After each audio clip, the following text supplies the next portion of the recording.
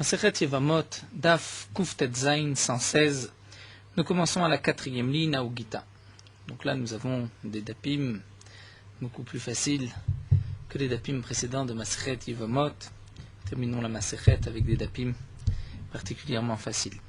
Donc nous avions vu dans le daf précédent à propos de la question de ces sumsémé, c'est-à-dire de ces grains de sésame qui avaient été confiés. Un homme avait confié à son ami, et lorsqu'il les a réclamés, son ami lui a dit « mais je te les ai déjà rendus ». Donc le propriétaire a dit « mais il y en avait tant, il se trouvait dans tel tonneau ». Il lui a répondu « c'est vrai, mais les tiens tu les as repris, et le sésame qui se trouve ici, c'est un autre sésame ». Nous avons vu une marloquette dans la Gemara. Est-ce qu'on craint chez Mapinam, c'est-à-dire est-ce qu'on considère que peut-être il a effectivement changé et ces grains de sésame appartiennent au Nifkat, c'est-à-dire à cette personne chez qui on a confié, ou bien ce sont les premiers grains de sésame qui sont ici, il doit les rendre. Donc lui c'était une marloquette. Ensuite la Gemara nous avait aussi rapporté une autre marloquette entre Abaye et Rava à propos du cas de Yitzhak Resh Galuta. On avait reçu un message que Yitzhak Resh Galuta était décédé. Est-ce qu'on doit craindre qu'il y ait peut-être un autre Yitzhak Resh Galuta? Donc est-ce qu'on peut permettre à sa femme de se marier, ou peut-être qu'il y a un autre homme qui porte le même nom, mais que le mari de cette femme, lui, n'est pas décédé? Nous avons vu que c'était une marloquette entre Abaye et Rava. D'après Abaye, on craint que peut-être il y a un deuxième Yitzhak Resh Galuta. D'après Rava, on ne craint pas. Donc là, la Gemara continue, et nous allons conclure donc ces deux sougiotes. Haougita, la Gemara nous rapporte qu'il y avait un acte de divorce d'Ishtakar Bessoura qui avait été trouvé dans la ville de Soura. Vektiv Behari, et il était écrit ainsi. Bessoura, dans Soura, Mata, dans la ville, Ana, moi, Anan Bachia, Nardaa, de la ville de Nardé, Patarit, Vetarachit, Plunit, Anteti. J'ai divorcé, renvoyé, Achit c'est le raméen de Vaïgaresh, comme à propos de Adam Arishon, lorsqu'il a été renvoyé du Gan Eden. Donc cet homme dit, j'ai divorcé ma femme, un tel ma femme. Donc ça c'est le guet que nous avons trouvé, mais nous ne savons pas de qui il s'agit. C'est vrai que nous avons ici une personne qui s'appelle Anan Bachia, mais peut-être qu'il y a une autre personne, Anan Bachia. Ubatku Rabanan Misura Vad Narda, et les Chachamim ont fait une recherche depuis la région de Soura jusqu'à la région de Narda. Velo avait Anan Bachia Achine, il n'y avait pas un autre Anan Bachia, à part les bar Anan Bachia Mechagra, à part Anan Bachia de Chagra de Ave Benardé qui se trouvait à Naardé. Mais malgré tout, à tout Saadé, il y a des témoins qui sont venus dire Va'amour, qui ont dit Aouyuma, ce jour-là, Kirta Vaugita, le jour où le guet, l'acte de divorce a été écrit, Anan Bachia Mechagra Gabanave. Anan Bachia Mechagra était avec nous. Et donc, puisqu'il était avec nous, il n'a pas pu être dans la ville de Soura. Alors, la question de la Gemara ici, est-ce que l'on craint que c'est peut-être ce Anan Bachia qui se trouvait avec ses témoins qui a écrit le guet, ou pas? Ou bien on considère que c'est le guet, l'acte de divorce de ce Anan Bachia que nous connaissons ici, et donc on pourra libérer sa femme. Eh bien, Amar Abaye a dit, Afledidi, même d'après moi, d'Amina Chayshinan, qui est dit dans le cas précédent, dans le cas de Yitzhak Resh Galuta, qu'on doit craindre peut-être qu'il y a un autre Yitzhak Resh Galuta. Eh bien ici, Achalo Chayshinan, ici je pense qu'on ne devra pas craindre qu'il y ait un autre Anan Bachia, étant donné qu'on a vérifié qu'il n'y a que ces deux personnes, et que ce Anan Bachia, Mechagra, nous ne savons que ça ne peut pas être lui. Rashi nous dit, c'est sûr qu'Abaye ne craint pas que peut-être la personne est partie loin, et que lorsqu'on vérifie, on fait des recherches, on ne le retrouve pas.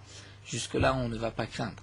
Et donc nous dit Abaye, même si ailleurs je dis que Chayshinan, Acha lo Chayshinan, ici, je ne suis pas Choshesh, ici, je considère que cette femme est divorcée, puisque certainement, ce n'était que le Anan Bachia que nous connaissons. D'Aka Amri Saadé, puisque le seul que nous avons trouvé, à part le Anan Bachia que nous connaissons, c'est Anan Bachia Mechagra, lui, nous avons des témoins qui disent des Benardé avec qui se trouvaient dans la ville de Nardé, donc Maïba et Bessoura.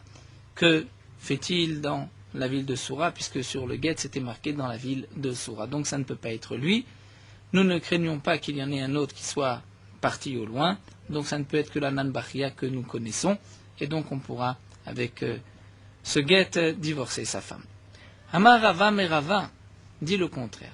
Nous dit Rava Af Ledidi de l'Ochaïchinan, même si moi auparavant, dans l'histoire de Yitzhak, Rej Galuta, je ne craignais pas qu'il y ait peut-être un autre Rej Galuta, mais ici à Chachaïchinan. Ici, on craint que le guet ne soit pas celui de ce monsieur Anan Bachia que nous connaissons. Pourquoi? Parce qu'étant donné que nous en avons trouvé un autre, eh bien, peut-être que cet autre-là, c'est lui qui a écrit le guet dans la ville de Soura. C'est vrai que les témoins ont témoigné qu'il se trouvait dans la ville de Nardé. Bien, Dilma, Begama, Paracha, Azal, peut-être qu'il a été avec un chameau volant. Comme l'explique Rachid dans Masechet Makot, il y avait des chameaux qui pourraient rapidement, comme un oiseau, donc c'est pour cela qu'on les appelait les chameaux volants. Donc peut-être qu'il se trouvait effectivement le jour même à Soura et à Nardé.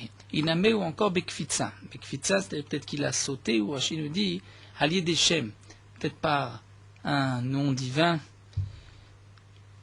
il a pu aller d'un endroit à l'autre. Iname, ou peut-être encore Milé Massar, peut-être qu'il a donné un ordre à des témoins.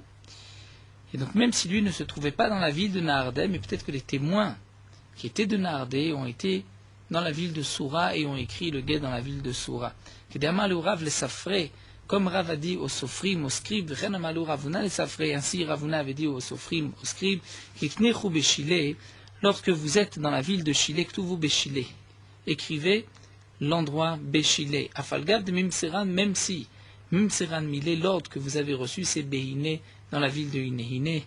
Et Chilé, c'était deux endroits, nous dit Tosfot, qui se trouvaient l'un à côté de l'autre. Donc malgré tout, on doit écrire l'endroit dans le guet, l'endroit où on se trouve au moment où on écrit, où le sofer écrit le guet. Donc même si l'ordre avait été donné Behiné, on doit écrire Bechilé si le guet a été écrit Bechilé.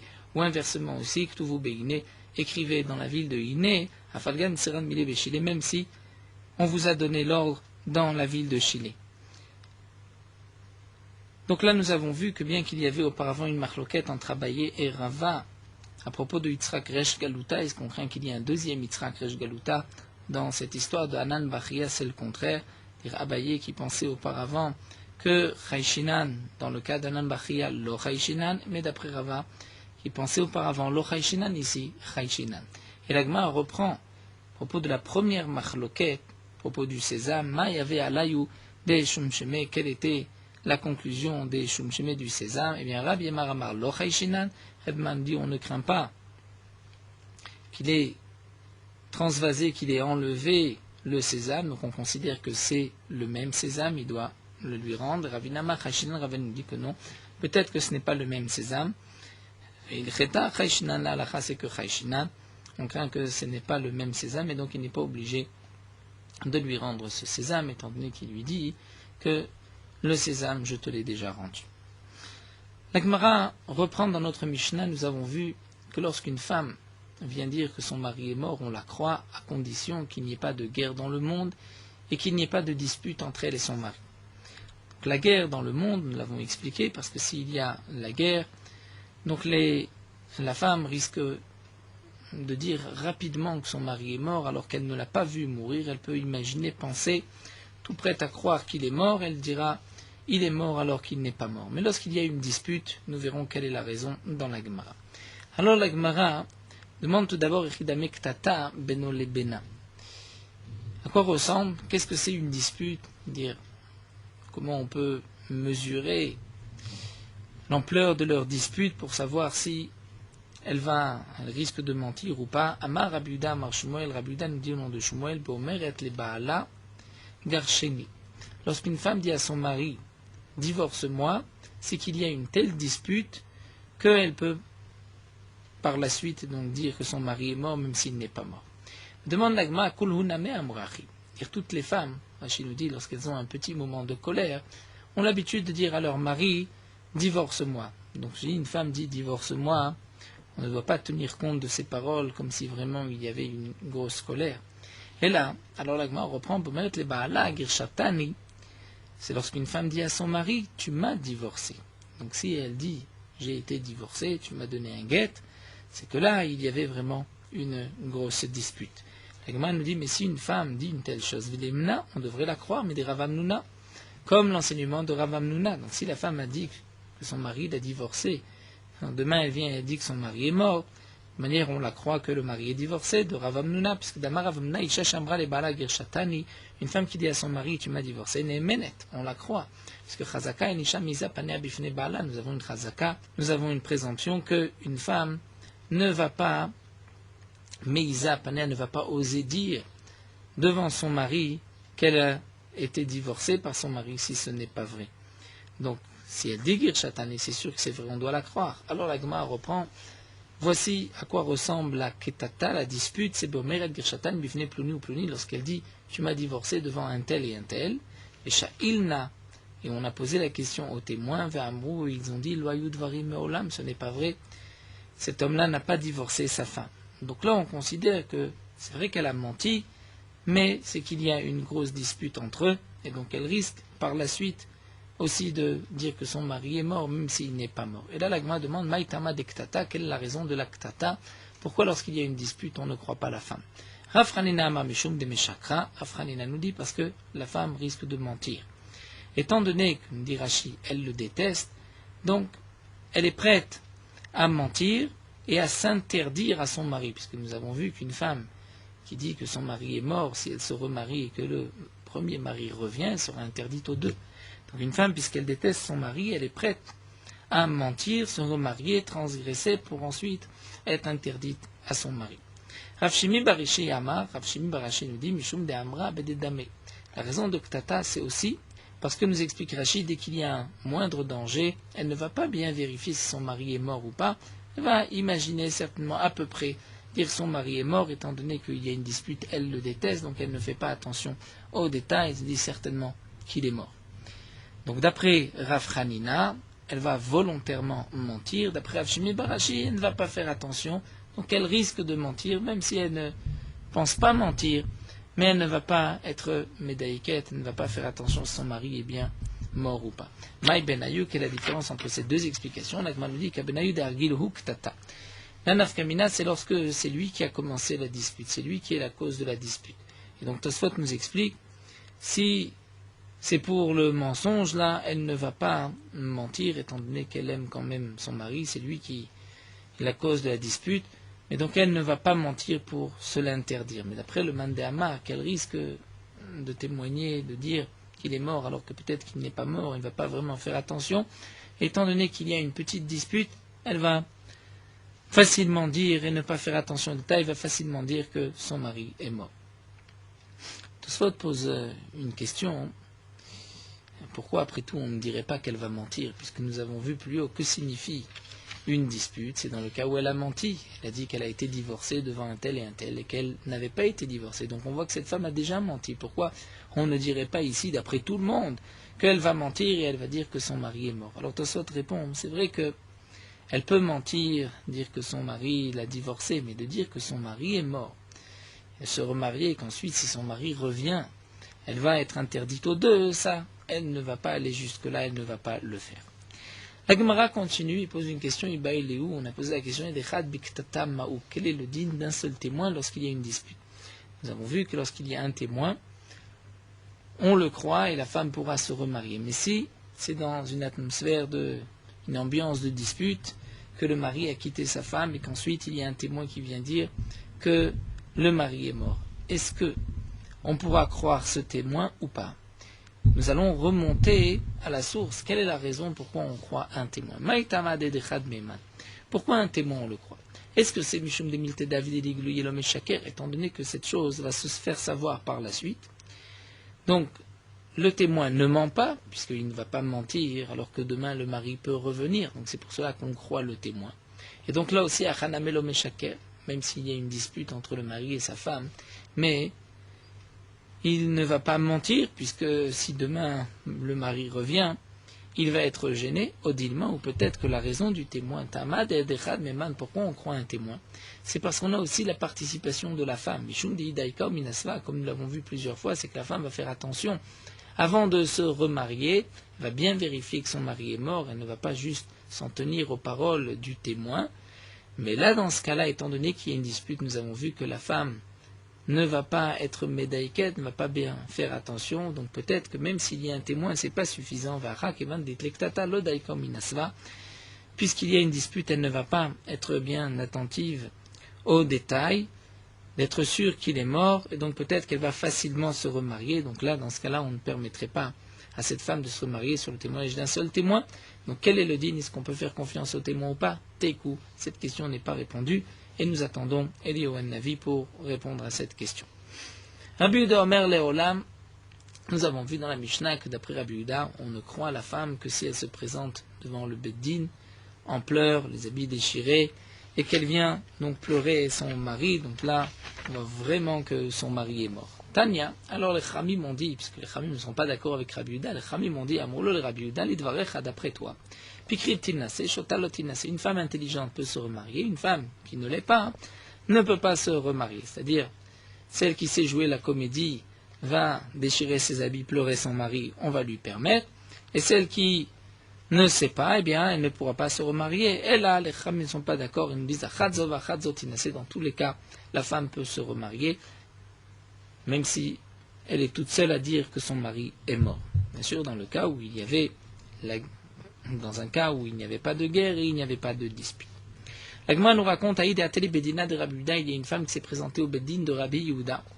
Amrela, les Khamim qui se trouvaient autour lui ont dit, Sipdi Baaler, si tu veux te remarier, que Rabbi Yehuda te permette, eh bien, joue la comédie, pleure ton mari, prononce des oraisons funèbres sur lui, Karim Maner, déchire tes habits, Sitri Mesayer, détache tes cheveux, et ainsi Rabbi Yehuda te permettra. Alors la Gemara s'étonne, Alfoua Shikra, est-ce qu'on va apprendre à cette femme à mentir, même si les Chachamim pensent comme Rabbi Yehuda, qu'on ne la croit que si elle pleure, mais on ne va pas lui apprendre à pleurer.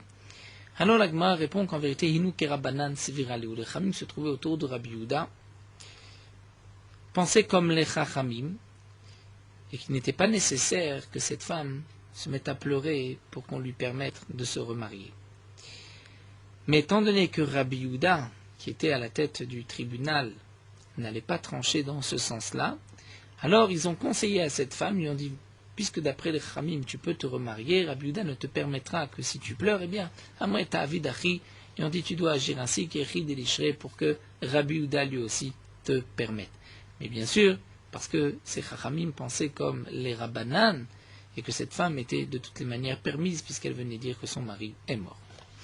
Betilel omrim lo shamanu, ela beba mina katsir, ou beota medina, ou kmaase shaya. Betilel nous disent, ce que nous avons rapporté plus haut, qu'on peut croire une femme, lorsqu'elle vient dire que son mari est mort, c'est seulement lo shamanu, nous n'avons entendu ce din-là, seulement dans le cas, ela beba mina katsir, une femme qui revient du katsir, c'est-à-dire elle est partie avec son mari pour la moisson, pour couper le blé. Ubeota Medina, elle se trouvait dans le même pays. Ukma Shaya, comme l'histoire que nous verrons dans la Gemara nous rapportera une histoire où un homme était parti, il y avait 10 personnes qui étaient parties pour couper le blé, et il y a un serpent qui a mordu un d'entre eux, et cet homme-là est mort. Ensuite, la femme est venue témoigner au Beddin que son mari est mort, le Beddin a envoyé des gens vérifiés, ils ont vu effectivement que c'était vrai, c'était son mari qui était mort. Donc depuis cette histoire, d'après Beth Hillel, on a permis, dans le même contexte, on a permis à une femme de se remarier lorsqu'elle vient dire que son mari est mort, seulement si elle revient Mina Katsir et qu'elle est dans le même pays.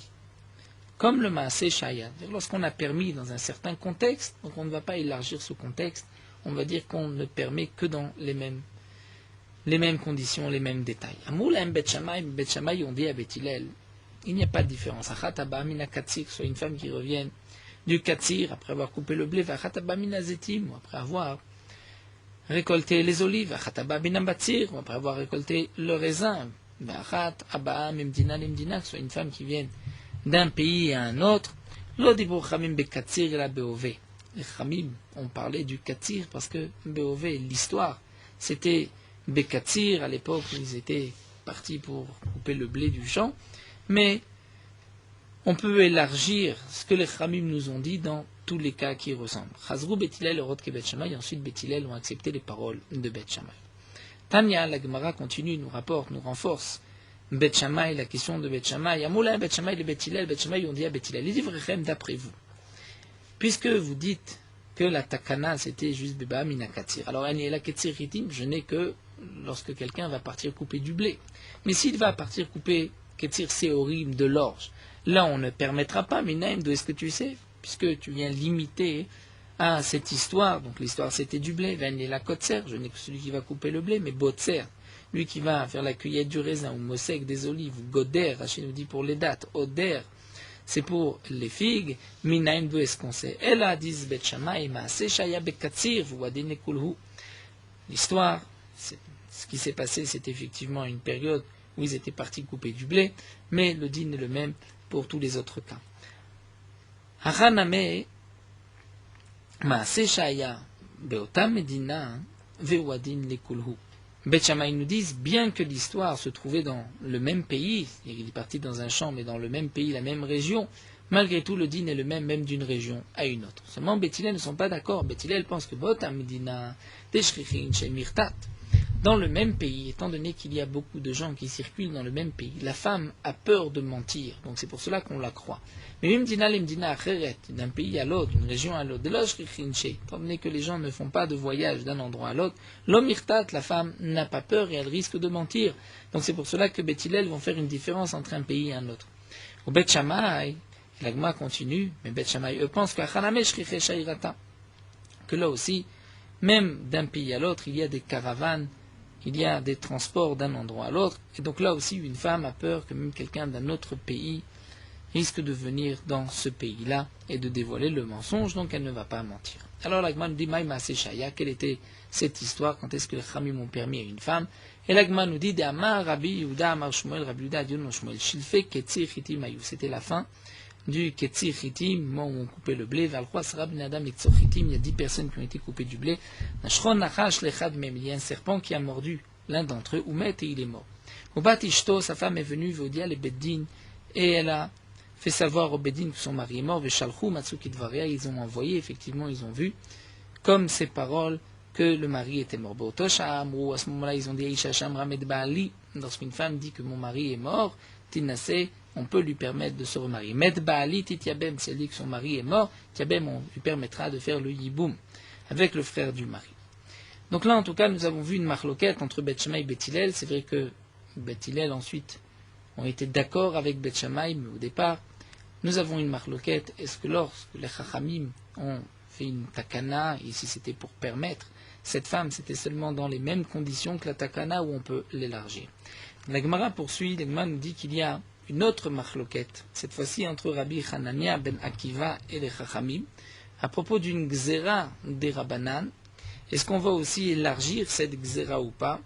Donc peut-être qu'on peut faire dépendre leur marloquette de la marloquette de Bet Shammai et Bet Hillel. Mais on n'a qu'à dire que Rabbi Hanania ben Akiva et Rabbanan, les Pluktat, Bet Shammai et Bet Hillel, ils sont en discussion sur les mêmes points de discussion que Bet Shammai ou Bet Hillel. Détania, voici la Braïta, voici la marloquette.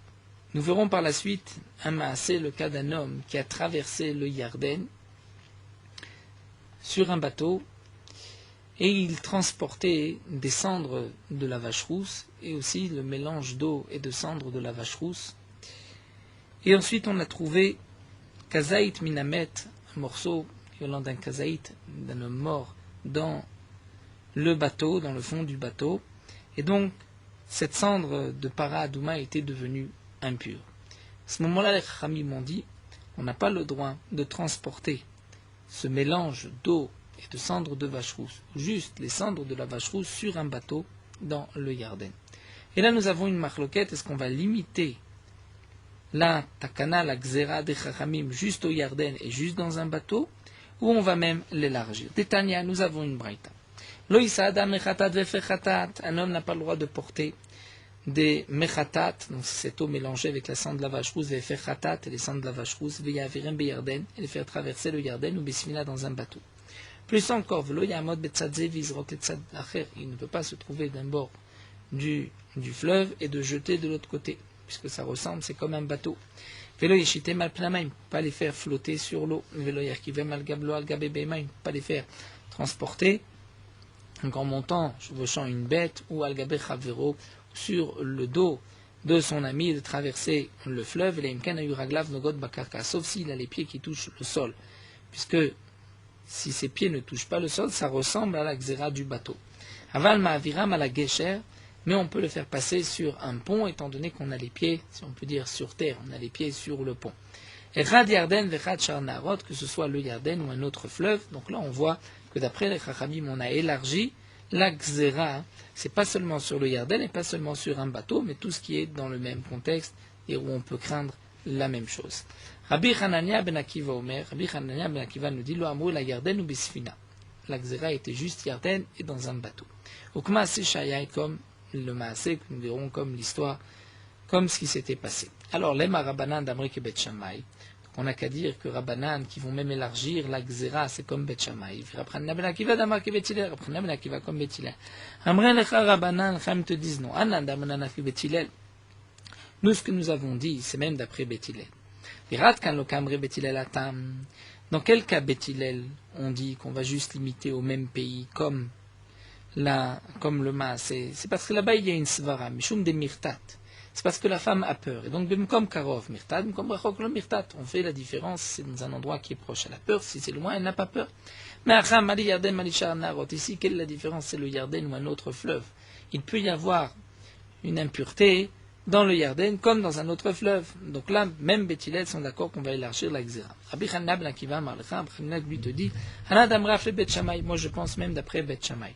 C'est vrai que Bet Shammai ont élargi, et moi je pense que dans cette Xéra on n'élargit pas. Il y a une différence. Dans quel cas Bet Shammai ont permis d'élargir la takana? C'est parce que lorsqu'une femme vient dire son mari est mort, elle fait bien attention.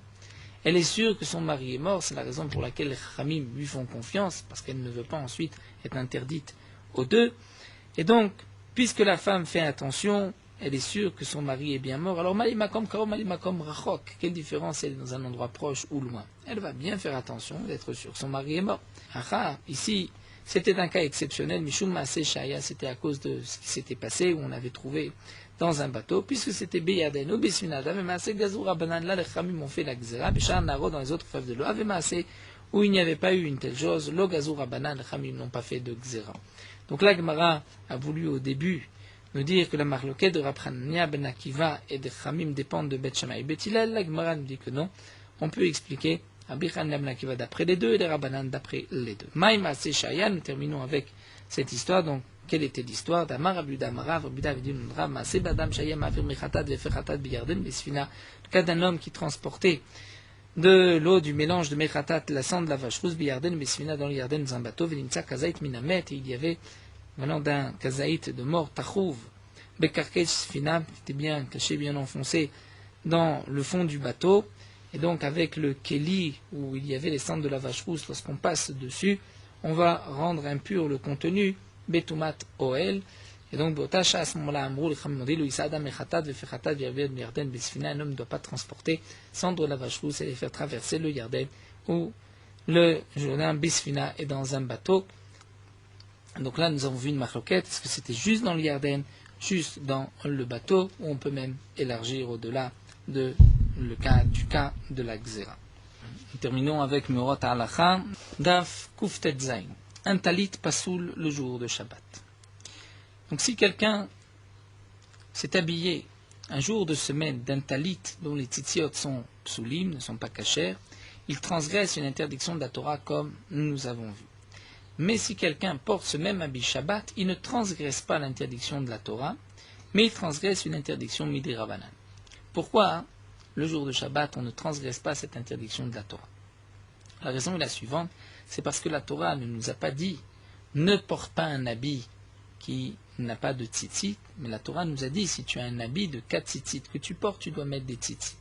Donc un jour de semaine où j'ai la possibilité de mettre des tzitzit, puisque je peux faire des nœuds, donc si quelqu'un met un habit sans les tzitzit, il transgresse l'interdiction de la Torah qui lui dit « mets des tzitzit à ton habit ».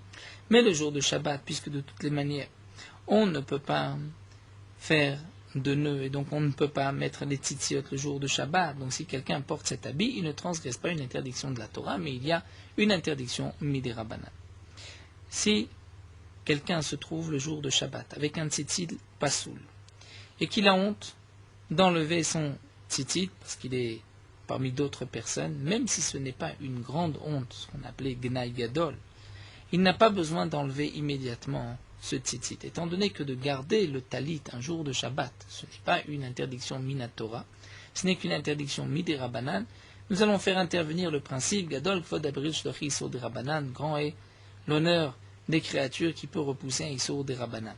Mais on devra, malgré tout, se dépêcher de rentrer chez soi ou dans un autre endroit pour pouvoir enlever le talit.